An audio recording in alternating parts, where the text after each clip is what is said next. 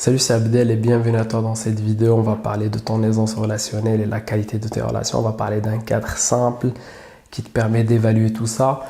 En gros, pour simplifier, si aujourd'hui tu n'es pas satisfait de ton aisance relationnelle ou de la qualité de tes relations, il y a 3 points que tu dois voir. Le premier, c'est est-ce que tes pensées sont au bon endroit? C'est-à-dire, est-ce que tu as un bon mindset? Est-ce que tu as confiance en toi? Est-ce que tu as un bon niveau d'estime de soi? Ou à l'inverse, tu as beaucoup d'anxiété d'aller vers les autres? Tu es attaché au regard des autres, etc. Donc ça, c'est le premier point. Le deuxième point, c'est est-ce que tu crées suffisamment d'opportunités intéressantes pour rencontrer les autres?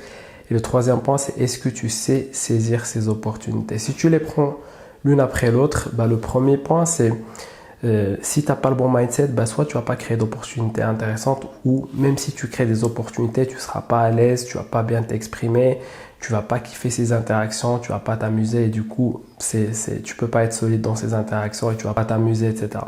Donc ça, c'est le premier point, c'est le point de départ, c'est le mindset. Maintenant, supposons que tu as un bon mindset, mais que derrière, tu ne crées pas suffisamment d'opportunités intéressantes. Et du coup, là, il y a 2 points. Il y a le côté où tu ne seras pas efficace dans ces opportunités parce que tu n'as pas l'habitude de les créer.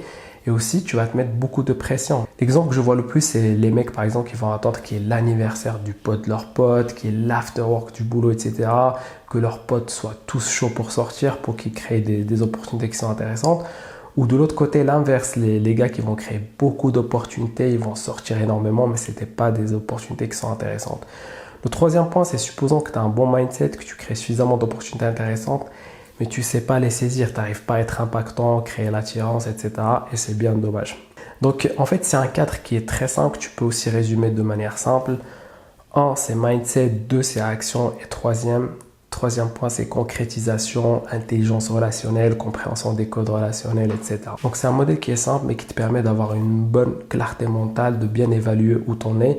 Donc aujourd'hui, tu peux te dire, ok, par exemple, tu n'as pas la confiance en soi de Brad Pitt dans Fight Club, mais ça va, tu arrives à avoir une bonne aisance relationnelle, mais derrière, tu ne crées pas suffisamment d'opportunités intéressantes. Donc là, tu commences à te pencher sur ça.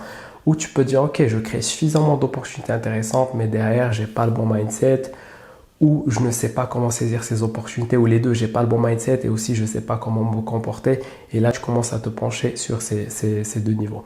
Donc comme je te dis, c'est un cadre qui est très simple mais qui est très puissant. Donc n'hésite pas à prendre 3-4 minutes ou même plus et voir où t'en es. Donc pour cette vidéo, on va s'arrêter à ce niveau-là. Je pense que tu as vu que c'est une nouvelle chaîne, donc n'hésite pas à liker si tu as apprécié la vidéo ou même de commenter, voire même t'abonner. Et moi, je te dis à très bientôt.